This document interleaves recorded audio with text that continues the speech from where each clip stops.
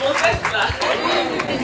Distingués invités, Madame le Ministre, Monsieur le Directeur Général, Monsieur le représentant du préfet, je suis très heureuse d'être parmi vous. J'ai très envie de parler Minan, mais je suis sûre que vous allez fuir si je continue. Mais je m'efforce et bientôt on va tenir la conversation en Minan. Ce que je voudrais dire à mes mamans, à mes soeurs, à mes frères de Palimé, c'est juste que j'ai été pendant plus de 5 ans ministre au Bénin. J'ai occupé la fonction de ministre de la microfinance et j'ai aussi occupé la fonction de ministre de la justice. Mais je vous assure que ce que j'ai le plus apprécié au gouvernement, c'est lorsque j'étais au niveau de la microfinance parce que j'ai rencontré des femmes formidables comme vous. Quand on a été avec des femmes comme vous, qui savent se battre, qui savent travailler avec de l'argent, qui savent commencer petit et devenir demain des grandes femmes, des nanas. Les accompagner. C'est pour ça que j'accompagne le gouvernement du Togo, dont je suis extrêmement fière parce que c'est l'un des gouvernements de la sous-région qui ont vraiment pris le problème de la microfinance à cœur pour aider les populations. Madame la ministre, félicitations et transmettez toute mon admiration au chef de l'État pour cette immense œuvre que vous êtes en train d'accomplir pour votre pays. C'est tout simplement magnifique et on ne peut qu'en être fier.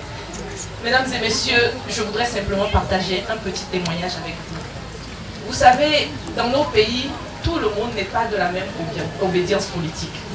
Il y a des endroits où nous avons nos opinions politiques différentes. C'est normal, tout le monde ne peut pas être pareil.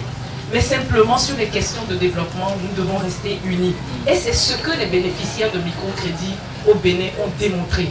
Que la politique ne les divise pas, quelle que soit leur appartenance.